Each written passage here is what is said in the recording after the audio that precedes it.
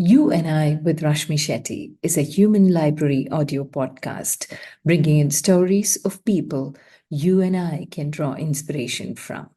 Welcome to the third season of this amazing story listening journey.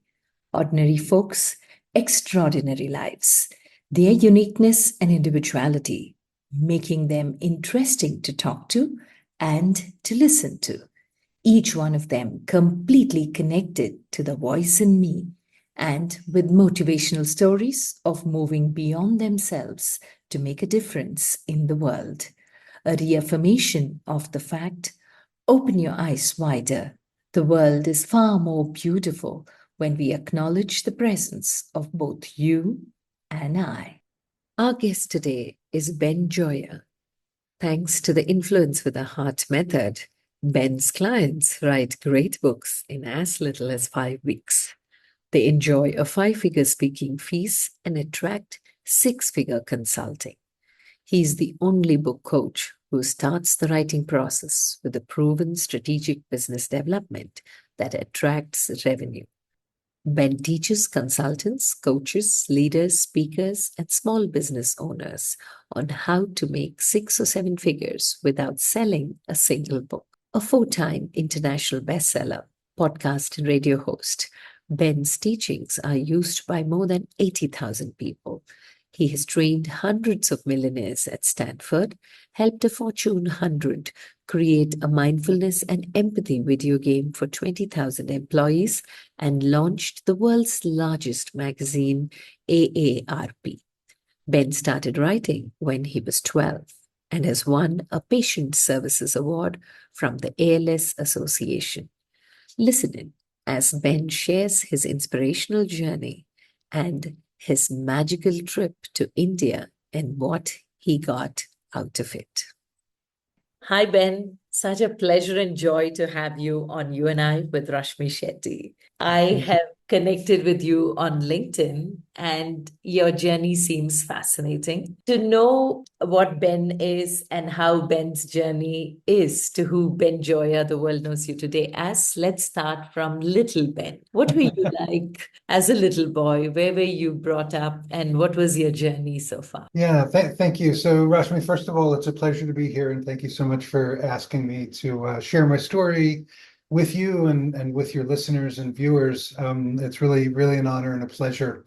I'd actually like to start the childhood story with a story of before I was born, about my grandfather, because my grandfather fought in World War II. He was in a tank, actually in combat, and the tank was hit by a mortar or a shell or something, and was almost destroyed, and several of his of the other soldiers in the tank were killed, and he was badly injured. He tried to get out of the tank, and he couldn't get out of the tank, right? He got himself kind of up through the opening at the top and just couldn't get any further.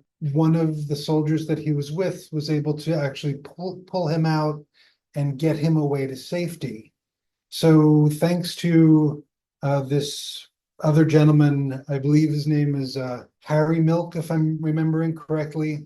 Thanks to him, I'm here today, right? Because if my grandfather hadn't made it, right, we wouldn't be having this conversation. So it's fascinating, right? It's not just our own history, but it's the history of all of our ancestors and all of the people who touch our lives. Really incredible. But it's fascinating also that this is the first time somebody shared a story or a bit about before they came into the world.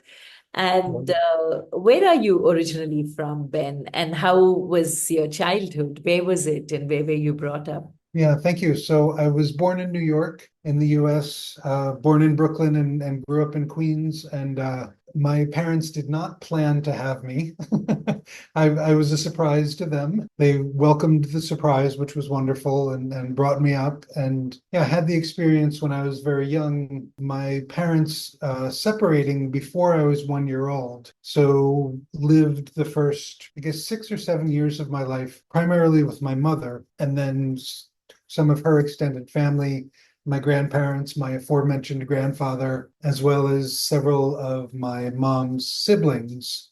So it was interesting because even though I didn't have both of my parents, I had a little bit of the village taking care of me, so to speak. So that was a real blessing to me.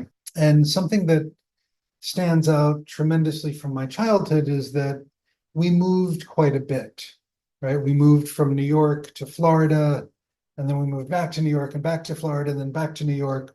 Some of it was for reasons of employment for my mom. She was a teacher, and there was a teacher's strike in New York at that time, and not just a strike, but several problems.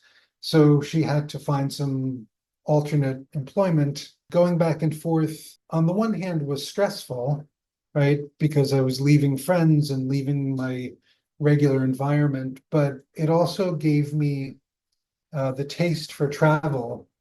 And there's something that as soon as I start moving, I feel a bit of ease. So even if there's that tension of, oh, I'm leaving somewhere, and there's some nervousness around that, there's also the comfort of the actual movement. And to this day, even if I just step outside and hop on a bus, I feel that ease of that movement happening. Normally people feel good when you come into a comfort of home and you sit in there. And this is interesting to see that travel gives you ease. And did this shift from place to place somewhere also make you more alert to your surroundings and what's happening around you to try and fit in or to stand out? Yeah, thank you. Thank you. I think it did both. There's definitely some how do I fit in and how do I adapt quickly? And I think the standing out, it wasn't that I was trying to stand out per se.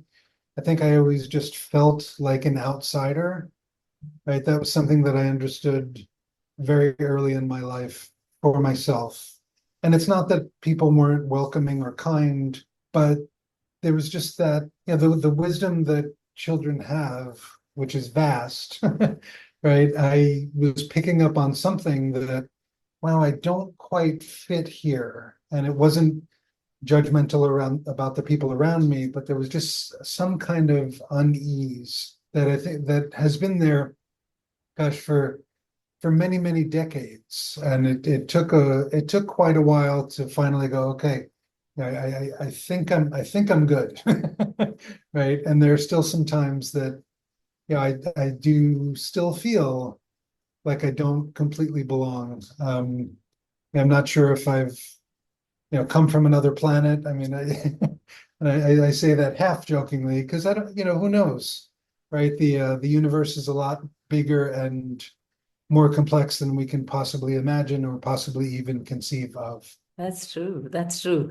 And they say life is one university that all of us graduate only when we leave the planet and move on. Your learning from this planet and this university has been vast. You said that you still don't feel sometimes very settled. So, what were those moments in your growing up years, and what did you study which made you ask most of these questions? Because I'm very curious to know what were the influences on subjects taught in school that led to who you are today.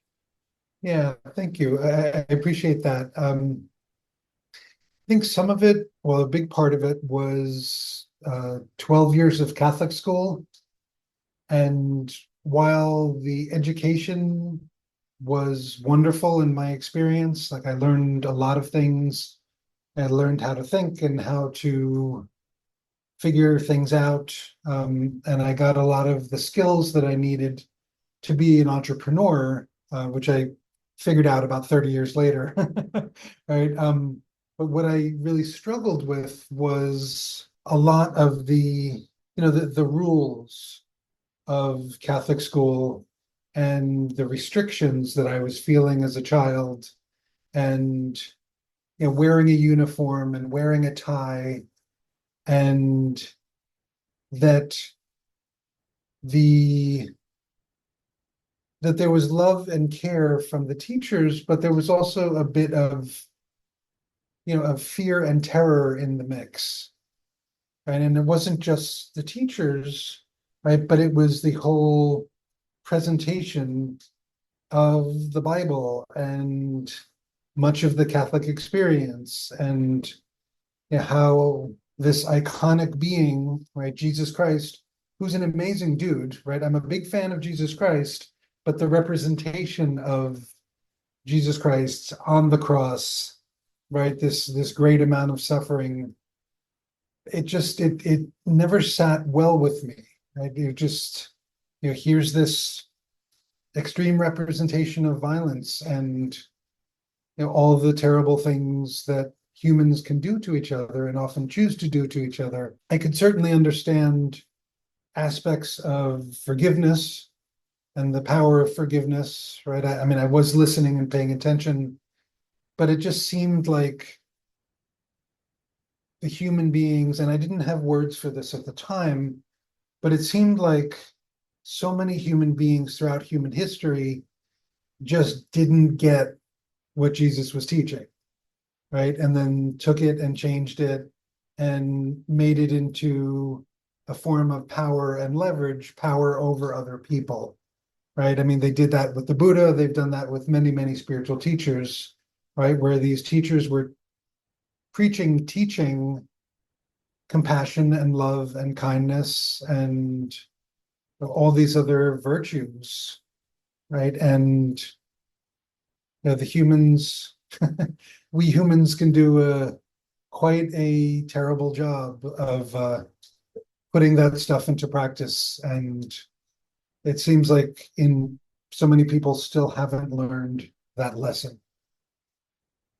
Yeah, this is very profound for a 12-year-old and a 13-year-old to look at.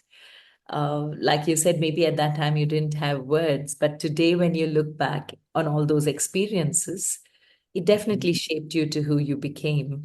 And as you were growing up, was the thought that human beings are not very kind somewhere making you conscious of being kind to other fellow human beings?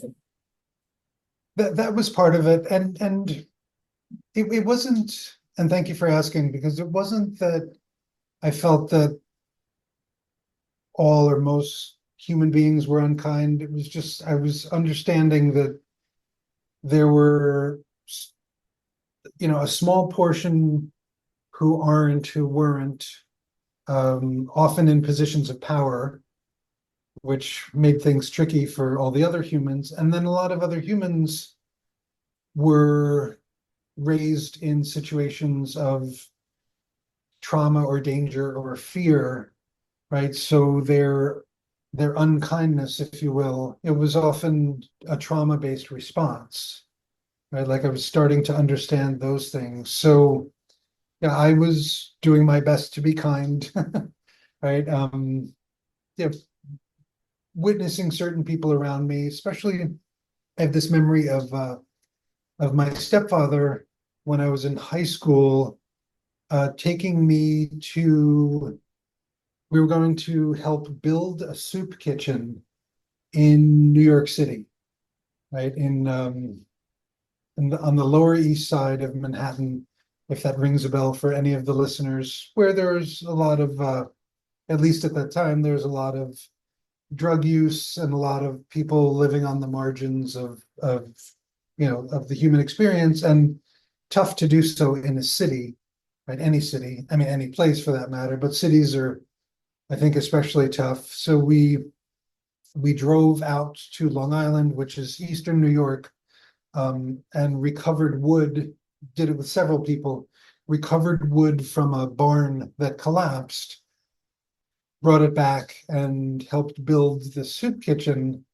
And I remember seeing someone who was, I'm not sure if they were unhoused or, kind of living on the edge, a woman who at some point, was kind of in the mix of people, but, stepped over to the side and urinated on the ground, right? And that was the first time I went, whoa, somebody's urinating in public, like what does that mean?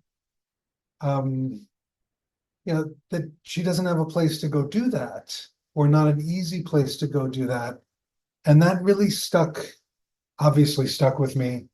uh, that whole experience of here are a whole bunch of people who can help, and here are some people who need help, right? So that was a big one. And then back then, and maybe still, there was a radio station in New York called WBAI, and for lack of better terms, it was the progressive news station, well, news and music and other things.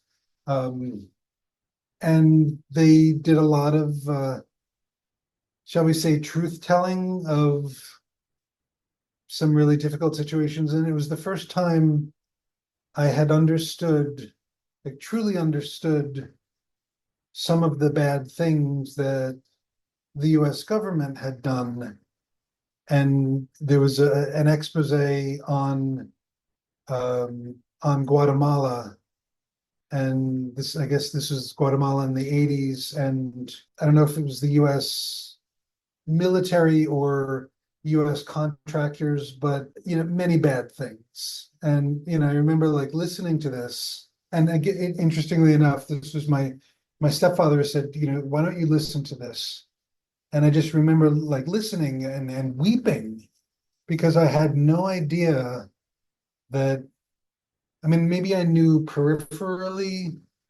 I mean, I knew that there was a Holocaust, right? But that was in the past, right? So it didn't quite compute until I heard this expose, like I said, and I think those two situations were probably the most galvanizing for me, at least at that stage in my life, where I knew that I wanted to help, and how can I, and not just be kind, but how can I actually help and serve and make things better for people, on whatever level. And I didn't quite have a vision yet, but the seed and the energy were there to do something.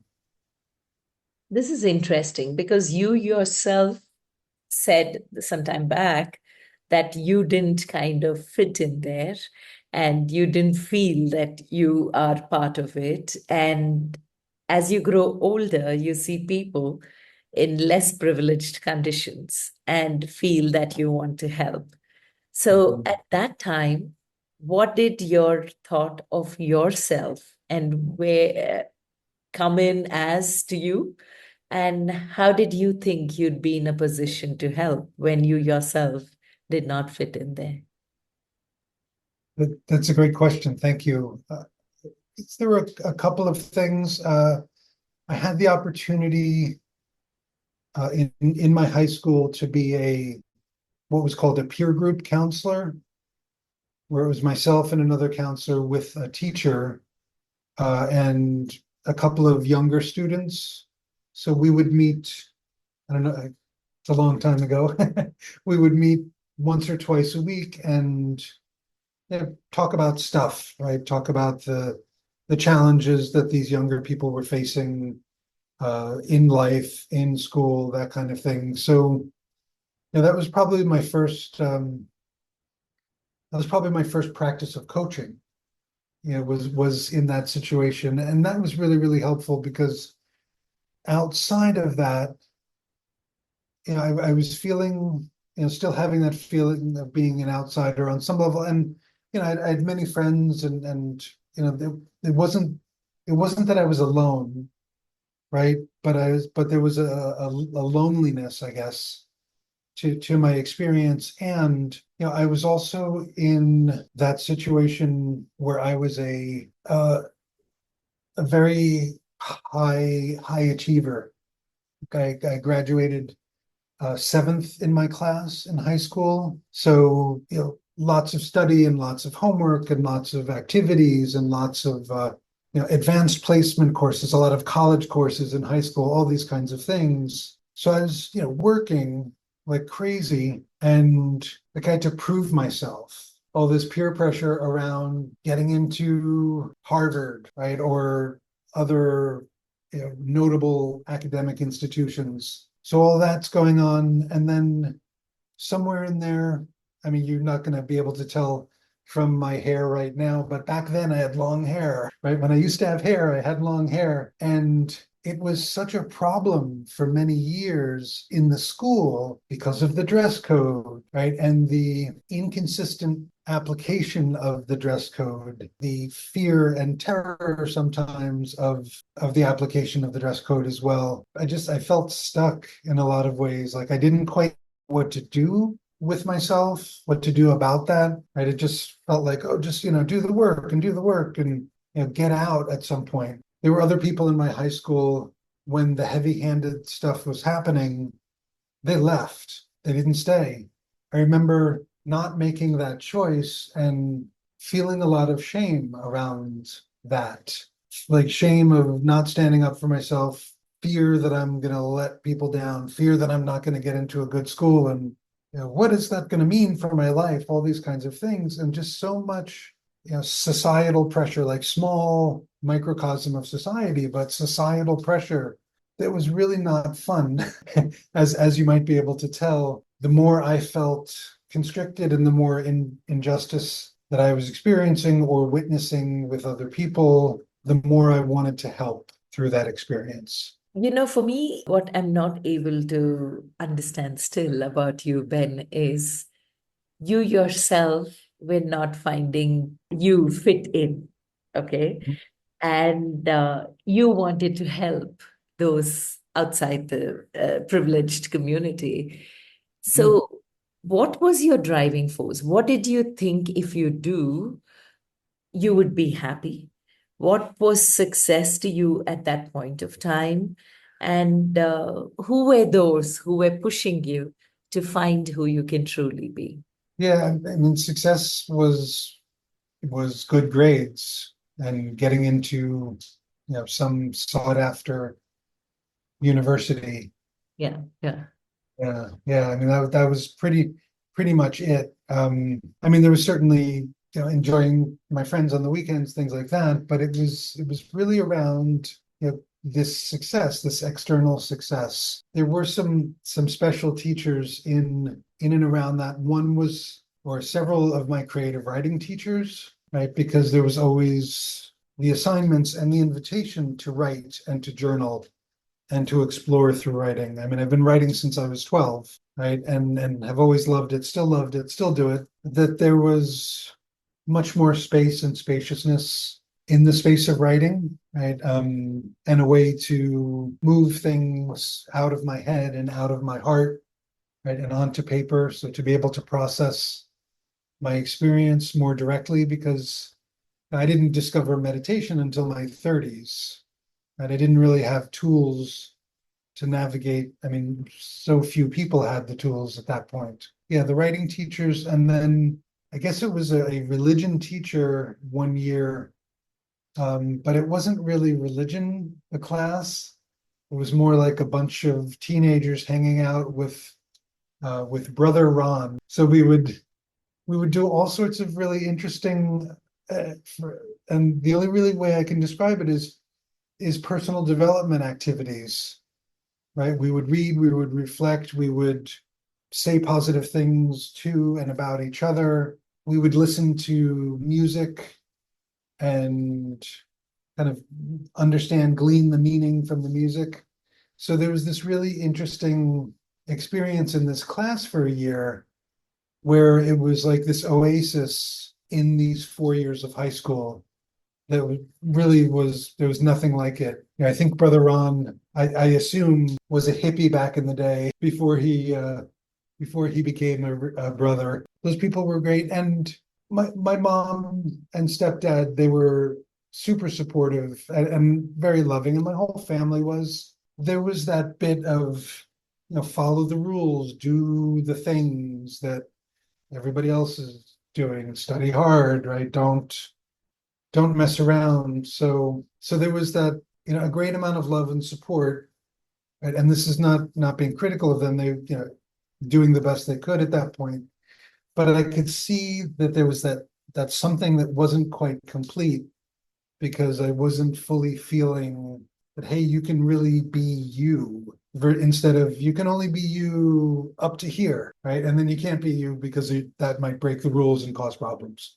Okay, so here I see a kid who is still trying to grapple with rules and still try to identify who he can be, lonely, for whom writing was something that was the way he got out his feelings. So, looking back, do you think writing was therapeutic for you, cathartic for you, or it was something that gave you a lot of peace because you said you were lonely? Were those times when you were writing where you truly connected to yourself that made it happy moments for you?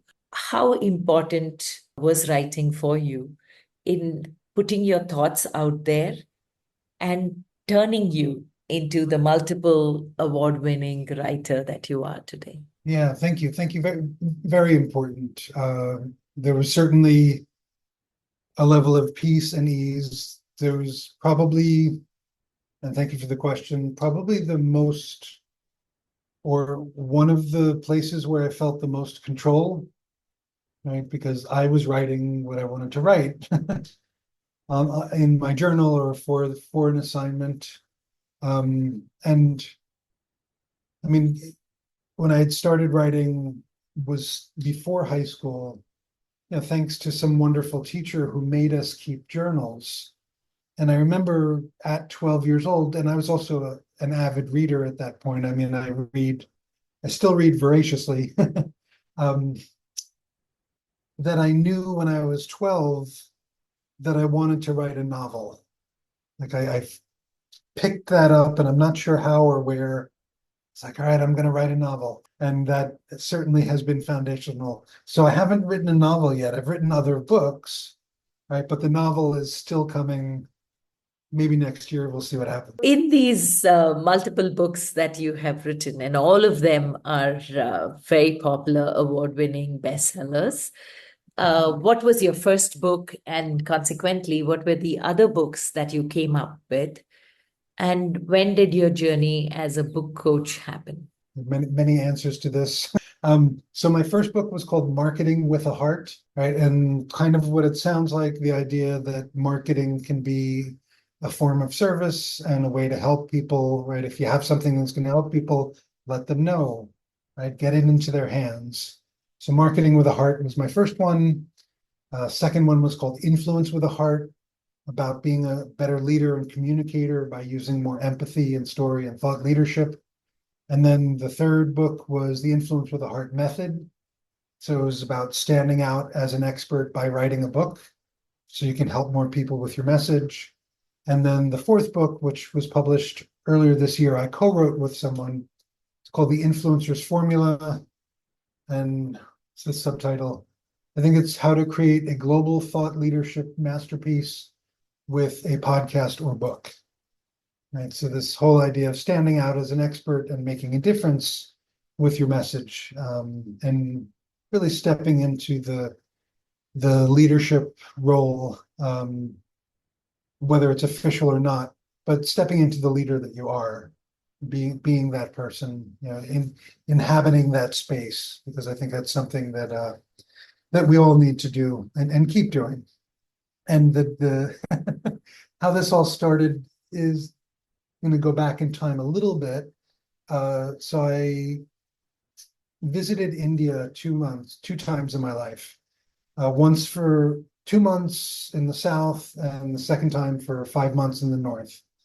And when I was there in the south for the 2 months, I was on a hike, and within a 72-hour period, I faced death like 4 times in a row. Right, on the way to the hike, my bus almost went off the cliff or off the mountain, literally almost off. And then on the hike, ended up having to run from a wildfire.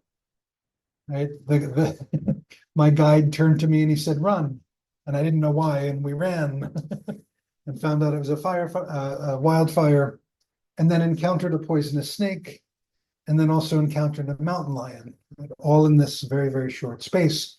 So the reason why I'm telling this story is because my gratitude for being alive was tremendous at that moment, or those moments, right, for making it through. And just the even more so, that galvanizing my purpose, right, wanting to help, wanting to make a bigger impact, just became so much more important. Oh my goodness, I'm alive, right? Like whatever I do for the rest of my life, I have to help, right? So that was one thing. And then second time I was in India, I got ready to do a long hike, a 9-day hike in the Himalayas this time. And I showed up to India with old boots. I didn't get new boots, which wasn't a good idea, because the backstory is that for about a decade and a half before that, I had done way too many drugs and partied way too much. And I think some of this was a function of feeling alone and feeling lonely and feeling out of place, right? So all these kinds of things. So finally stopped all of that, and I went back to India because I needed to get my head together. And I do this hike with the boots, and I ran around the town that I was in. We're up in Ladakh. Ran around the town saying, "Does anyone have a size 13 US shoe?" And they're like, "No, absolutely not," because I'm the tallest person around. So I end up getting the boots fixed, and in fixing the boots, there were 2 extra kind of bumps, pieces of fabric that made 2 very big blisters on my Achilles tendons. So for 9 days of hiking, for 6 or 8 hours a day, every single step was ow, ow, ow, ow, ow, right? And the anger at myself and what an idiot you are, and how could you do all these things, and et cetera, et cetera, all sorts of chatter, right? All sorts of monkey mind. So day 5 or day 6 of this hike, I'm looking at the mountains around me, right up in the Himalayas. It's so beautiful, and everything is extra beautiful. And I'm looking around, I'm like, why is it so beautiful? Like, I'm not on drugs. Why is it so beautiful? And I realized, oh, for the first time in my life, I've actually been in the present moment for these last 5 days because of each of those painful footsteps, right? It was not what I would have chosen, but it brought me into that space. And I went, oh, this is what it means. This is why people are talking about the present moment and why it's so important. So this happens, and then 12 years later, right? Because sometimes it takes a minute to figure things out.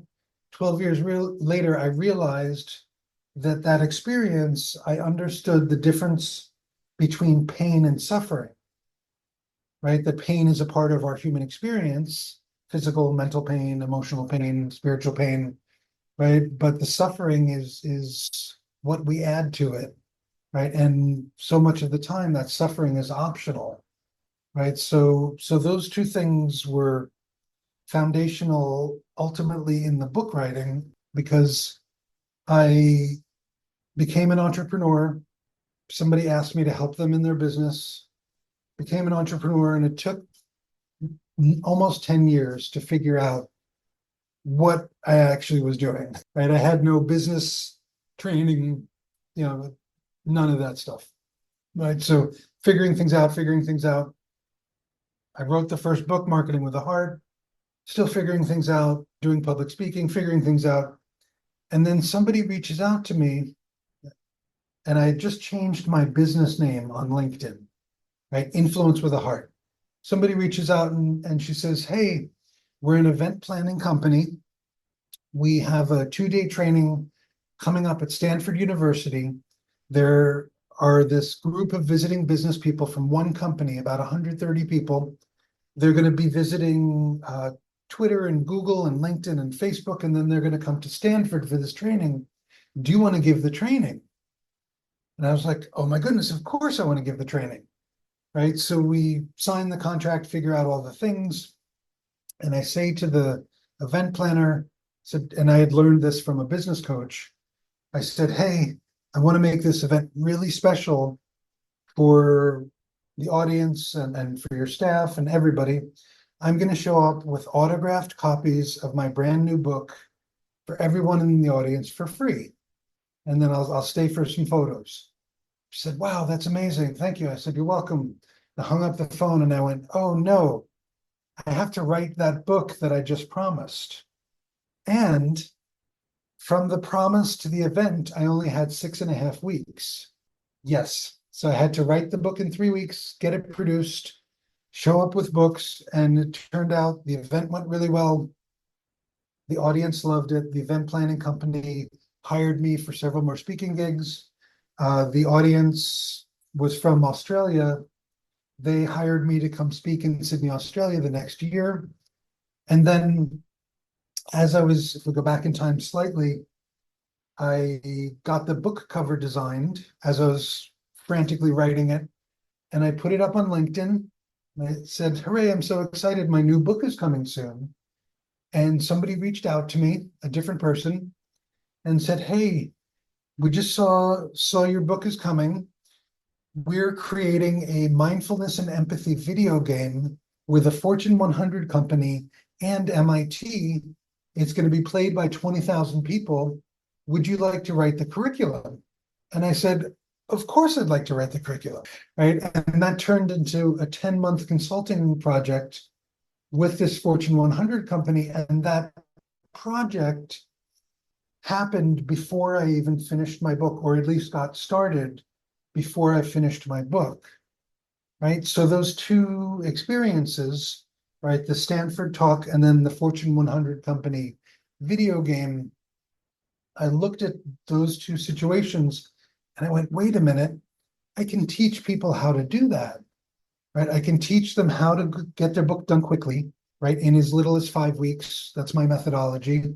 And then I can help them with the publishing. But first and foremost, I can show them how to get clients and strategic partners before the book is done by having conversations about the book. And that's how I created this business. Oh my God. You know, I always believe that life has bigger plans for you. So surrendering to life is the best way to live. And you are proof of that because when you put one thing together, just a thought, and in 6 weeks, Ben, all of us have books within us. All of us are storytellers. Our lives are worth reading and sharing. So, what does it take to put your thoughts into a book? What does it take? Because you had 6 weeks, you had to design a program to deliver for 2 days, and you were giving this as a freebie to every one of them who was coming in. So, this is so strategic because you already have books given away even before they were in the publishing house. So, what would you tell people, especially people like me, who are hesitating to take that first step to put thoughts into books, as to what is it that we need in order to get that plan out there? Yeah, thank you for that question. So it's a couple of things. The first thing that I tell everybody is that you want to make sure that the book is going to work, right? So talk to your ideal clients about the book you're writing as you're writing it to understand what they need, how you can help them, what their challenges are, all that kind of stuff. Because if you write the book for your ideal clients, right, then you know, because you've spoken to them, you know how to focus the book, you know the language to use, you know what stories to include, right? So you give yourself a tremendous leg up by understanding who the book is for. So that's one part of it. And then another part of it is to actually use a blueprint for the book. So I give all my clients an actual blueprint to put this here, put this here, put this here, put this here. And everybody's content is different, so everybody's book is different, but the architecture is the same, right? I say to my clients, I don't want you thinking about the logistics of a book, right? I just want you to focus on the content and focus on the people that you're serving. So talking to the clients, having a blueprint, having a method to follow, right? So you know how to turn your thoughts into words. And then I'm a big fan of dictation as part of the process for a couple of reasons. One is because you can move quickly with dictation.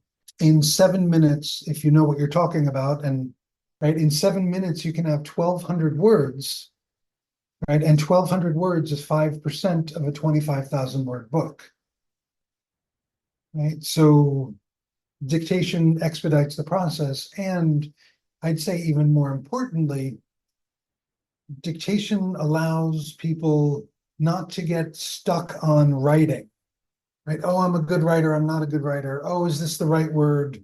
How do I say this? Is this the right punctuation? None of that, right? You're an expert in your stuff. Just speak and teach and capture that, right? And I say to people, don't just speak extemporaneously, right? That's not going to help, but follow the outline, and then, within each section of the book, follow talking points. Like give yourself talking points so you can speak through your ideas in a clear way for your reader, right? So putting all of those things together, then the book can be done in a very quick amount of time. And let me just repeat one thing here that's important.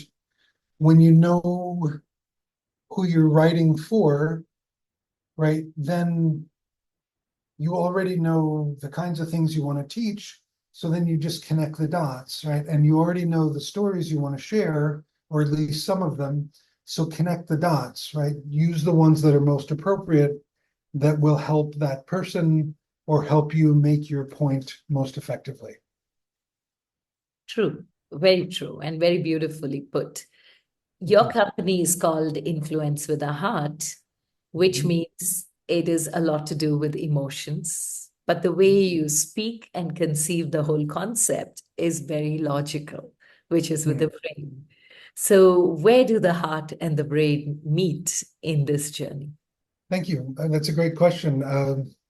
So I teach people something very important for the whole writing process, and it is smiling meditation.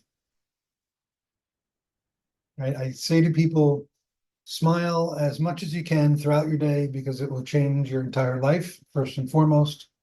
And especially when you're sitting down to do some research for the book, or you're getting ready to have a conversation with somebody about the book, and pretty much anytime you're sitting down to do anything, right? Close your eyes, smile, relax, and breathe, and connect to your heart, right? Connect to that feeling of love in your heart.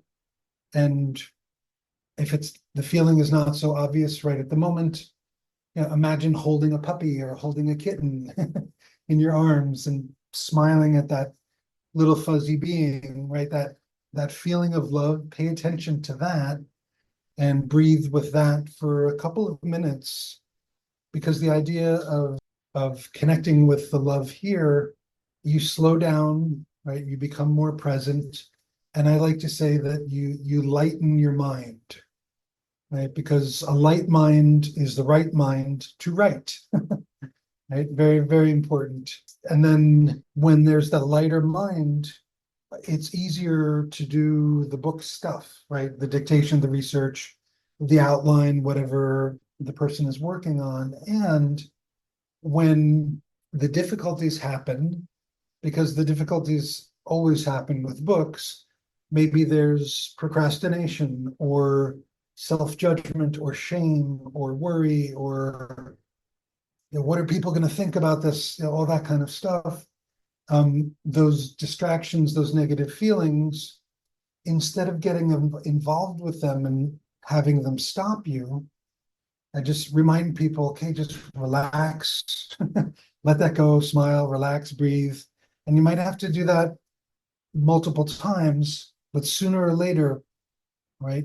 Sooner or later, that's going to change, right? Don't try to push it away. Don't try to force it away. Just let it be over here and let it work itself out, and keep lightening your mind, keep smiling, and then you can go back and get back to the book. Yeah, easier said than done for sure, but that requires a lot of practice. I would like to take you slightly back on the book that came up in 6 weeks while you were designing a program for Stanford. Was the book in any way based on the design of what you were planning to deliver for 2 days in Stanford? Yes, there was certainly a bit of overlap, because the training that I was doing at Stanford was around influence and leadership. And the book was called Influence with a Heart: How to Be a Better Communicator and Leader by Using More Empathy, Story, and Thought Leadership. So I taught all of those aspects on the weekend, as well as gave everybody a book. That's beautiful. And talking about those reflections, when everyone in the world globally went through something we all parallelly did called the pandemic. And in recent history, there was nothing like that that shook the world and brought it literally on its knees and made all of us get in touch with our heart. So all of us went into reflective spaces, paused a little to see what we can do to give back. And you were already somebody working with your heart. So, what were some of your reflections from the pandemic? Yeah, that's a great question. Thank you. One of them was I understood more deeply how everybody in the world is my neighbor, right? Because it used to be that people were far away, and geographically they are, but with the pandemic, somebody next door was essentially as far away as somebody across the world. And I went, wow, everybody's a lot closer than I used to think they are. So that was a big one for me.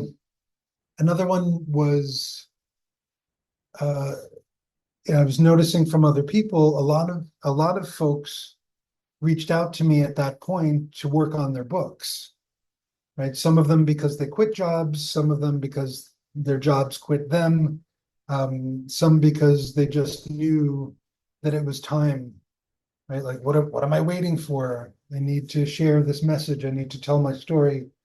So it was really interesting, an interesting reminder of when, shall we say, when things are intense, that there's often a beautiful wake up call that happens. I didn't mention this before, but I was before the pandemic, several years before, I was a hospice volunteer for 3 years in San Francisco, and it was really, really interesting and powerful, of course, to sit with people who were dying, sit with some people as they transitioned, of course, but to really see over and over again, certain people were ready to die without regrets, and many people had a lot of regrets.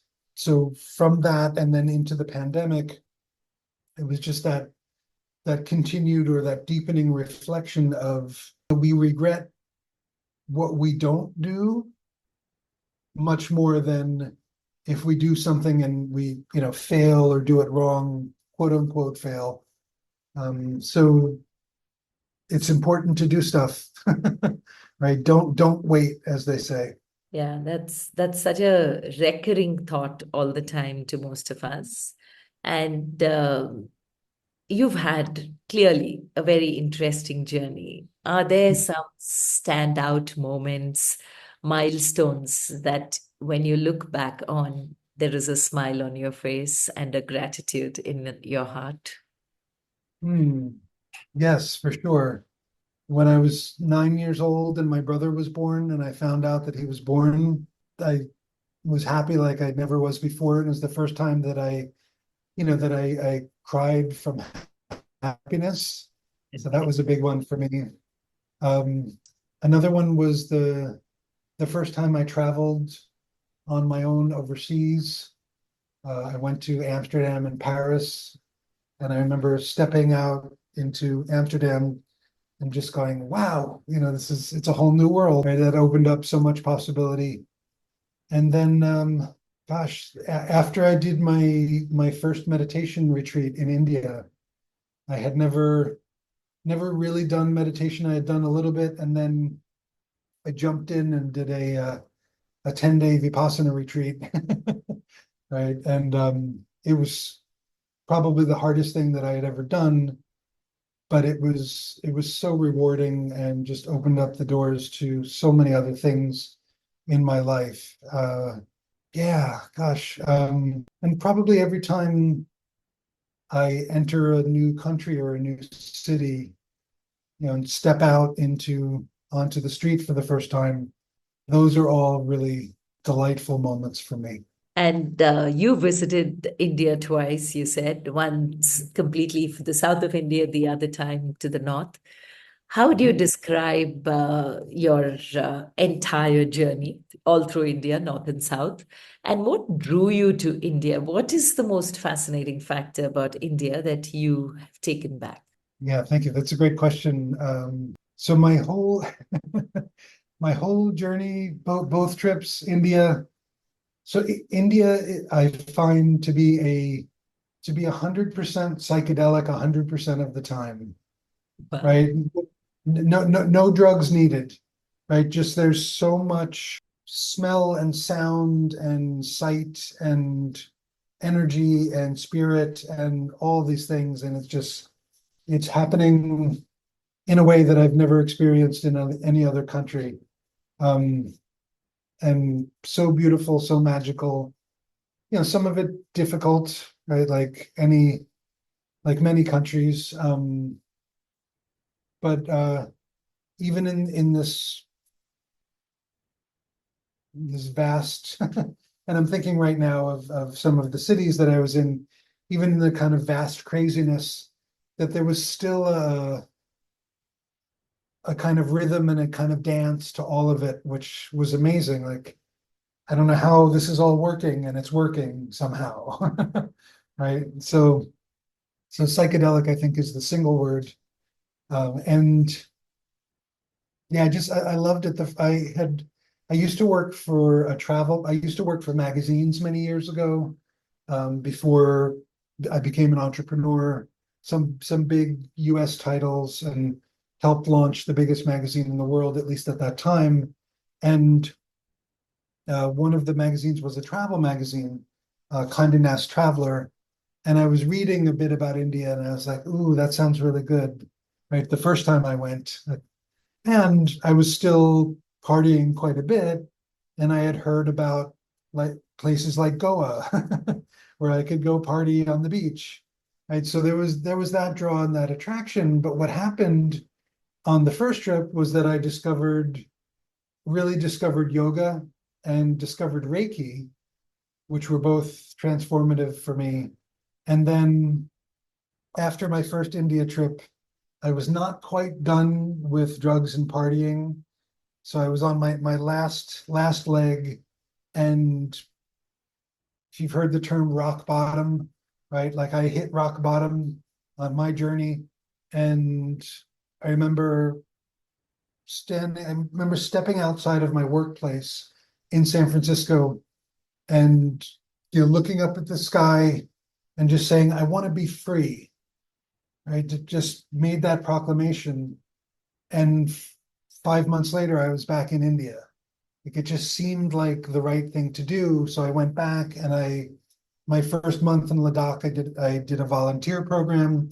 I lived with a family. Excuse me. I helped them farm barley, which is really, really interesting. And then did my Vipassana retreat. I taught English for a little while in McLeod Ganj to Tibetan refugees, and walked around, spent some time in Varanasi, and got to Varanasi is amazing, but I got to also experience the burning ghats, and that was a very another powerful lesson about life and death and the transience of life, and that yeah, we don't know. None of us know how long we have. I mean, we think and hope and assume that it'll be a long, happy, healthy life, and might not make it to tomorrow. And I don't say that with there's nothing bad in what I'm saying, right? I'm not saying that sadly. It's just, okay, here's a great reason to live, right now. That's so true. And three life lessons, Ben, as we move towards the end of the conversation, three life lessons that you'd like to leave us with. Well, thank you. I have them written down, which is why I'm looking down here. The first one is, if you do nothing else, meditate. Very, very important. It will change everything in your life and your experience. Another one is killing people and killing animals is wrong, period. No, there's no way around that. And no matter how bad things get for you, you can always help someone else because for someone else, things are worse than they are for you. So go help some people. And that's what you've been constantly doing, a positive approach to life. I love the fact that how much you took to journaling, which has helped you become who you are today. And the beautiful way in which you simply explained what life teaches all of us, but very few amongst us become aware to that. A fascinating life indeed, Ben. And it has been such a pleasure hosting you on You and I with Rashmi Shetty, an honor having you here. And thank you so much for sharing your journey so authentically and giving us so many nuggets to take back and think on how to live our life more mindfully. God bless you, and thank you for doing what you're doing. Thank you, Rashmi. It's been a pleasure. With that, we complete this episode of You and I with Rashmi Shetty. Do let us know if you know inspirational people whose story needs to be heard. You can write in at rashmi.thirdeye@gmail.com. That is rashmi.thirdeye@gmail.com.